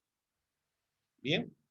Pero claro, si lo hacen todo a 110 grados Celsius, lo que van a obtener acá es que en la deshidratación, es decir, el porcentaje de humedad que lo tienen que llevar, que sea un porcentaje adecuado, porque para un alimento deshidratado, para algo le están deshidratando, ya lo estarían llevando a un nivel que sería rechazado por los consumidores. Lo ven, ¿no? Ahora, ¿a qué alternativa tiene el ingeniero? Bueno, no tiene por qué estar secando todo el tiempo a 110. A 110 está bien porque avanza mucho, pero lo que puede hacer es ir cambiando el tiempo durante el cual seca a 110. Entonces lo puede hacer hasta 30 minutos a 110. Y después pasa a 60 grados. ¿Ven? Entonces, de esta manera, lo lleva a la cantidad de contenido de humedad, de que es la misma, pero ya no llegó al nivel del límite de calidad. Si bien sobrepasó el umbral de percepción. Bien. Ahora, lo puede estar haciendo durante 20 minutos. ¿No? O sea, en vez de 10 minutos, lo hace durante 20 minutos, un poco más. ¿Ven? Y entonces, primero lo hace a 110 y después continúa a 60. A 60, igual, aunque no es la temperatura de ebullición, de todos modos ustedes saben que sí que se va a deshidratar. Del mismo modo que la ropa se seca, se va a poder deshidratar. Solo que le va a llevar más tiempo. Pero bueno, lo va a hacer. Y ven que ya de esa manera ni siquiera se llega al umbral de percepción. O haciéndolo más tiempo, fíjense, ¿ven? También llegaría a un nivel al mismo nivel de deshidratación y a su vez un poco más alejado del umbral de percepción. Y bueno, pero ven que de las dos formas, de estas formas, después pueden terminar eligiendo y decir, bueno, ¿cuál es la condición más adecuada? O hasta buscar, yo qué sé, uno que sean 15 minutos, ¿entienden? Ese es trabajo del ingeniero. Pero ven que aquí va controlando. ¿Cuál es el asunto? ¿Qué es lo que está ocurriendo aquí? Es que al principio la temperatura es muy alta. ¿Ven? La temperatura es muy alta y no hay percepción. Pero ¿qué pasa? La humedad, en forma indirecta, podríamos estar infiriendo de cuál es la actividad de agua. La actividad de agua va disminuyendo, ¿no? A medida que se va deshidratando, la actividad de agua va aumentando. Entonces, ¿qué es lo que pasa? Llega un momento en que voy a tener una temperatura alta y una actividad de agua a unos valores que favorecen la reacción de Maillard. ¿Entienden? Entonces, ¿cómo el que la actividad de agua disminuya? No lo puedo evitar porque es parte del alimento deshidratado. Lo que sí puedo hacer es que, llegado a cierto punto, ya no uso una temperatura tan alta, a una temperatura un poco más baja. De modo que compense el efecto de que la actividad de agua ahora sea más baja y esté favoreciendo la reacción. ¿Entienden cuáles son los conceptos que está manejando el ingeniero para diseñar este proceso de deshidratación? Bien. ¿Qué les ha parecido? ¿Lo han captado? ¿Le ha parecido bien? Pero ven cómo, entendiendo cuáles son los factores que influyen, se puede diseñar un proceso ingenieril adecuado. ¿Bien? Bueno. Vamos a ver otros factores que influyen en la reacción de Maillard, que es el tipo de azúcar. Entonces, fíjense, haciendo estos experimentos, podemos ver cuáles son. Ven que aquí están las iniciales. R de ribosa, arabinosa, silosa, galactosa, glucosa, fructosa, maltosa y sacarosa. Entonces, ven que en todos estos casos, este grupo hidroxilo en este carbono es el correspondiente al carbono anomérico, es decir, donde está el carbonil. Entonces pueden ver que en todos los casos estos azúcares pueden dar origen a una forma abierta. Y en todo, fíjense que en mayor o menor grado se dio un desarrollo de pigmentación. Pero en el caso de la sacarosa, no hubo desarrollo de pigmentación. Y entonces, ¿a qué piensan que es debido a eso? De que no se dio desarrollo. ¿Qué diría? Por lo que han aprendido hasta ahora, por lo poco que les pudo haber enseñado hasta ahora, ¿por qué dirían que la sacarosa no estaría dando la reacción de Maillard, o por lo menos no se estaría notando un desarrollo de la reacción de Maillard? ¿Por qué? ¿Qué diría?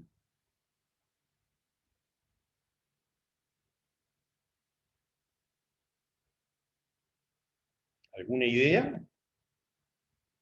Porque es más difícil, no sé, abrir el anillo para poder dar la reacción con impedimento estérico. Claro, a González, yo le diría, en el caso de la sacarosa, más difícil, yo le diría que es imposible. Porque el enlace glicosídico en la sacarosa justamente se dan entre los dos OH anoméricos. Entonces, no hay forma de que la sacarosa tenga un anillo abierto. En el caso de la maltosa, sí. Este ciclo puede estar en forma abierta o forma cerrada. Bien, pero en el caso de la sacarosa, no hay manera. Claro, la única manera es que se hidrolice, pero si se hidroliza no es sacarosa, ya es glucosa y fructosa. ¿Entienden? Entonces, esta es una razón de que la sacarosa no me estaría dando la reacción de Maillard como tal, porque no tiene el grupo carbonilo disponible para comenzar la reacción. Y si la reacción no comienza, no prosigue. ¿Bien? Esa es. Ahora, ¿qué es lo que va a pasar? Ven que los distintos azúcares tienen distinta reactividad. Bueno, es esta la cuestión.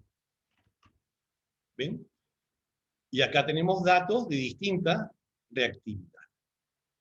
Entonces, fíjense, es mucho más reactivo, aquí también vemos por este valor, y también por aquí con la silosa, vemos como el avance de la reacción es distinto. Y entonces, ¿a qué se debe? Miren, la glucosa es una hexosa, está en un anillo de 6.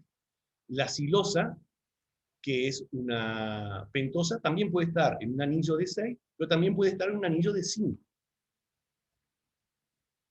¿Bien? Y la fructosa puede estar en un anillo de 5. Entonces, ustedes recuerdan esto, que la glucosa estaba en equilibrio con la forma glucopiranosa, que es de 6, ¿no? Ciclos de 6.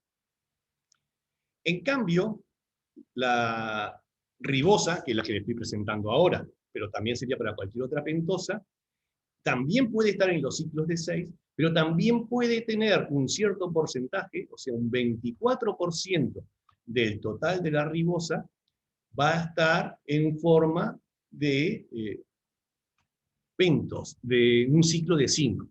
Pentosa es siempre, perdón. Siempre va a estar como furanosa en un ciclo de 5. Y entonces, ustedes recordarán que los ciclos de 6 son mucho más estables que los ciclos de 5. Ahora, como la ribosa sí está en una proporción en ciclos de 5, la probabilidad de que esté en la forma abierta es mucho mayor que la de la glucosa. Y en general va a pasar eso, que las pentosas en su forma abierta van a estar en un mayor porcentaje que las hexosas en general. De ahí que en el experimento ese que les mostré con los distintos tubos de ensayo, las pentosas en todos los casos fueron mucho más reactivas que las hexosas. ¿Ven? Esa es la explicación. En el caso de la maltosa, es lo que le va a pasar a algunos disacáridos. Por el hecho de ser disacáridos, los disacáridos, el porcentaje de la forma abierta, no están tan favorables, y además lo que tienen que entender es que son moléculas más grandes. Y al ser moléculas más grandes, hay un mayor impedimento estérico. Captan eso. Entonces, en general, los disacáridos van a ser menos reactivos que los monosacáridos. y los trisacáridos siempre y cuando sean reductores. ¿Por qué le hago énfasis en ser reductores? Porque si son reductores es que tienen un carbonilo disponible, si no, no serían reductores. Por ejemplo, la sacarosa es no reductora, porque no tiene un carbonilo disponible.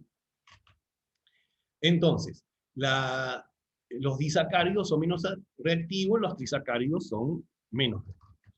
Ahora, tenemos estos valores, fíjense, para el metilglioxal, el glicylaldehído, el glioxal, que tienen estas estructuras.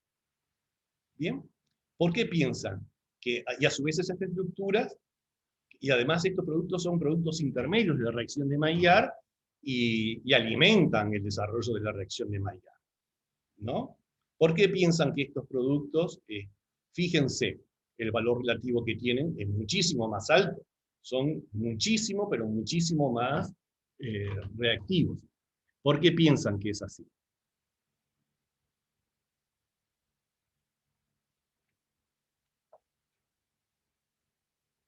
Porque ya están abiertos. O Muy sea, no. bien, González.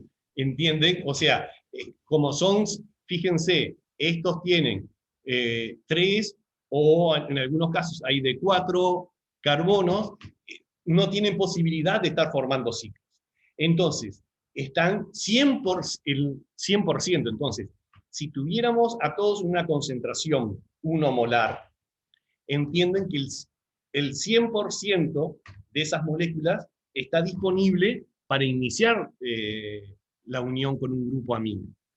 En cambio, aunque tuviéramos glucosa, fructosa y silosa 1 molar, como es la forma abierta, en realidad no tengo 1 molar de reactivo. Tengo por debajo del 1%, por debajo del 0,1%. ¿Entienden lo que les quiero decir? Entonces, es simplemente por una cuestión de concentración. Y entonces, esos 3 órdenes de diferencia en la concentración hacen que estos sean mucho más reactivos. De hecho, ya fíjense que, ese orden de concentración, que ya ni siquiera llega a ser un orden entre las pentosas y las hexosas, es lo que explicaría la distinta reactividad. Bueno, muy bien. Aquí podemos ver una curva donde al principio podemos ver que la fructosa es más reactiva que la glucosa.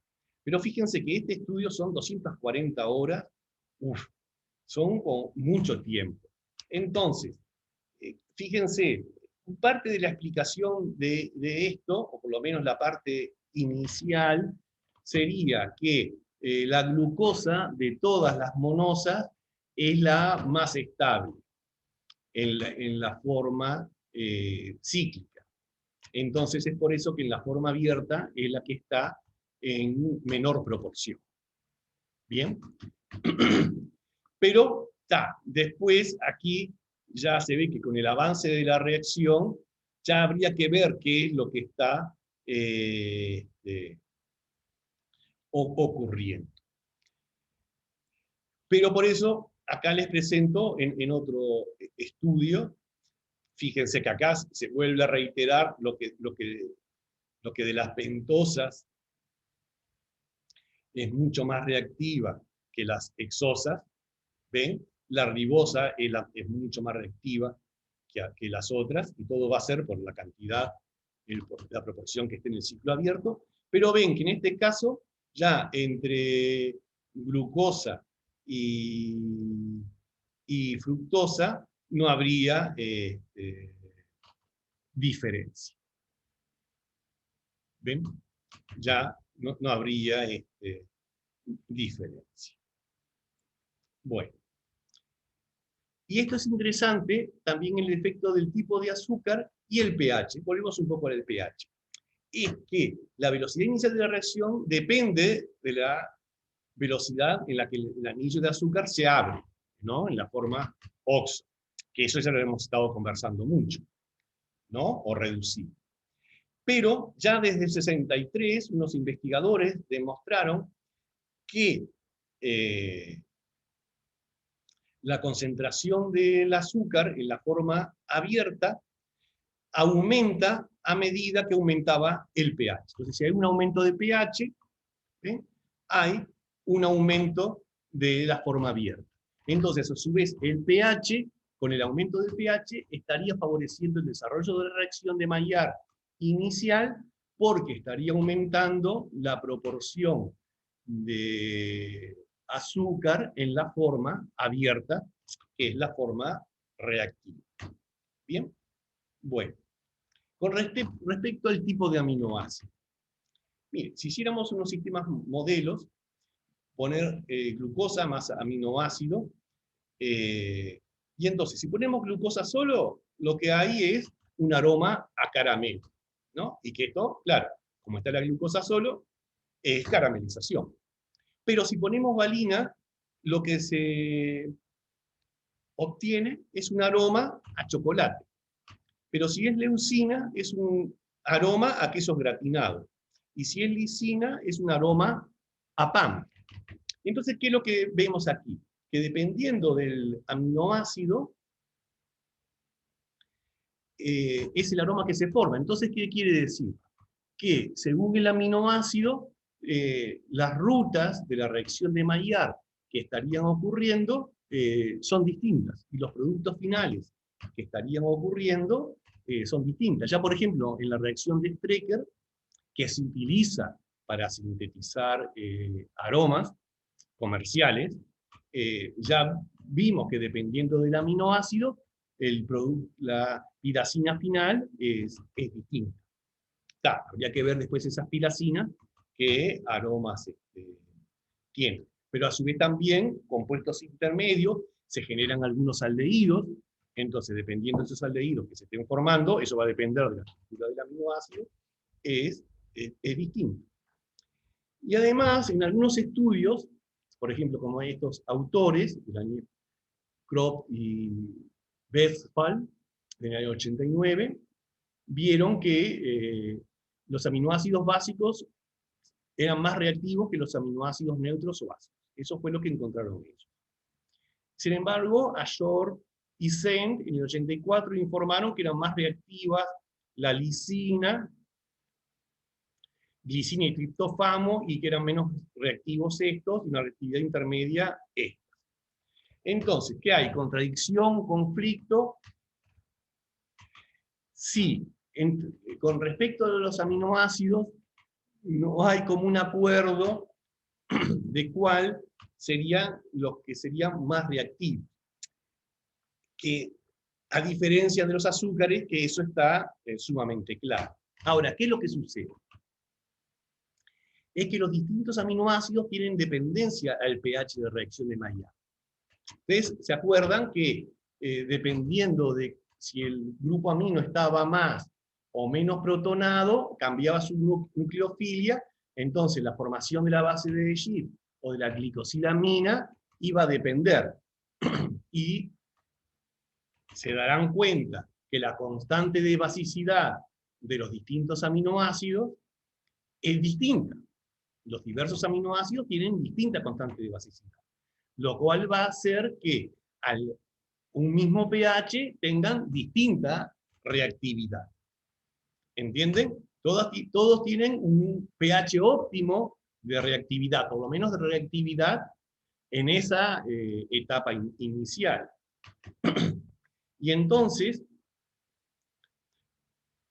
podemos ver que los aminoácidos que reaccionan de manera similar a cierto intervalo de pH no necesariamente tienen que responder de la misma manera a otros intervalos de pH. Entonces, ¿a qué pH habría que estar haciendo las reacciones para compararlos? ¿Entienden? Y a su vez, por otro lado, si yo voy a hacer un experimento, sabemos que el pH influye en el desarrollo de la reacción de Maillard. Entonces, deberíamos hacer estos estudios a un mismo pH, por lo menos a un mismo pH inicial, sabiendo que además varía el pH durante el desarrollo de la reacción de Maillard. Pero bueno, partimos de un pH inicial igual, pero ahí los aminoácidos, dependiendo de ese pH inicial, estarían en mejores o peores condiciones de reactividad. Y a su vez, si lo hago a otro pH, en la que ese aminoácido esté más favorable, habría que ver ese pH cómo termina favoreciendo el resto de las rutas. Entonces, determinar eso es sumamente engorroso y difícil. Lo que sí se puede sacar algunas tendencias, y esto sí es interesante, es que cuanto más alejado esté el grupo amino del grupo carboxilo, aumenta la reactividad. Que es como el caso de la lisina. Este aminoácido, posición épsilon, perdón, este aminoácido no, este grupo amino del aminoácido en posición épsilon es mucho más reactivo que el de posición alfa. Y hay otros aminoácidos, como el gamma aminobutírico. Claro, el gamma aminobutírico no es un alfa aminoácido, no es un aminoácido que esté formando parte de la proteína, pero sí es un aminoácido que lo encontramos en diversos alimentos.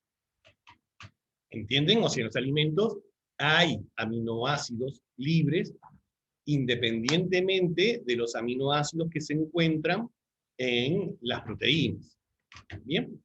Bueno, otro de los factores que estarían incluyendo en la reacción de Maillard es el de cationes metálicos. Y en este estudio, que se hizo con ovoalbúmina y glucosa, lo que se puede ver es que cuando se hace con... y ven que acá vuelven a seguir la reacción por absorbancia a 420 nanómetros.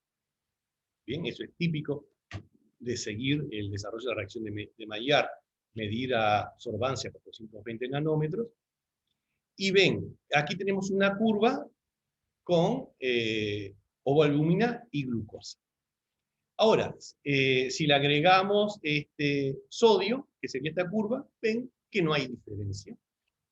Pero si el catión que se utiliza es cobre o hierro, ven que para el caso del hierro es esta curva y para el caso del cobre es esta.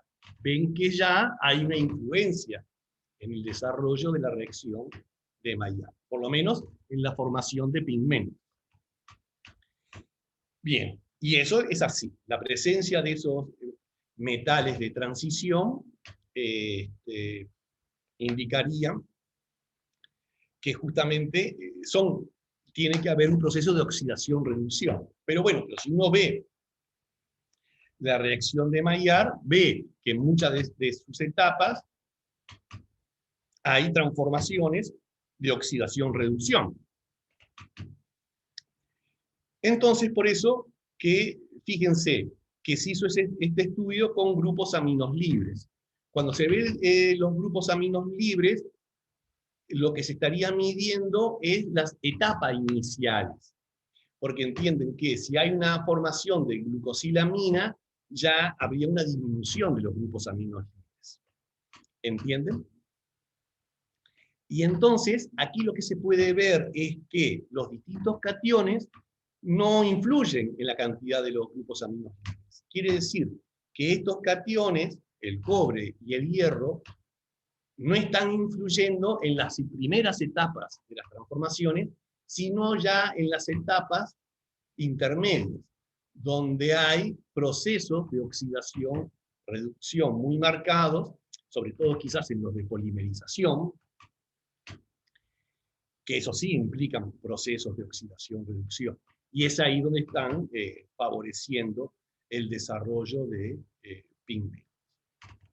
¿Bien? Y aquí tenemos otro viejo conocido, que es el bisulfito, que también en el caso del pardeamiento no enzimático, como es la reacción de Maillard, también podría ser para la caramelización, también lo es para la caramelización, actúa como inhibidor. ¿Por qué? Porque el bisulfito reacciona con los, por ejemplo, productos intermedios, o en este caso con un azúcar, o en este caso sí, con productos intermedios, con los dicarbonilos, y entonces se forman productos que después no estarían favoreciendo el desarrollo de la reacción de Maillard. Ven que el bisulfito actúa en los productos iniciales o productos intermedios. Y entonces, en este caso sí, se podría estar controlando el avance de la reacción de Maillard.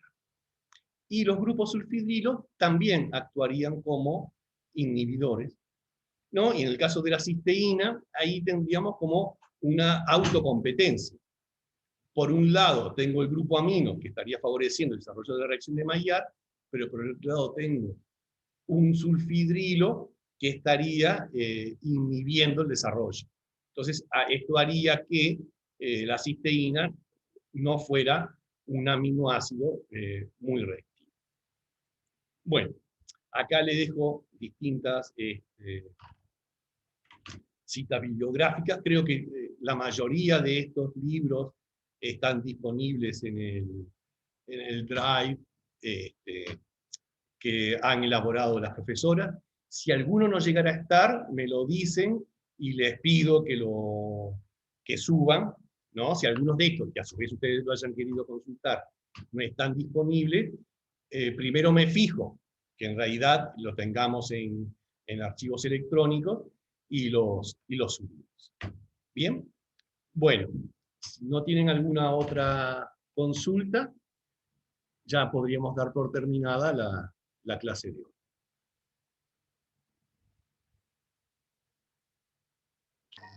Hola, ¿te puedo hacer una pregunta Sí, sobre sí. qué va a pasar con el segundo parcial?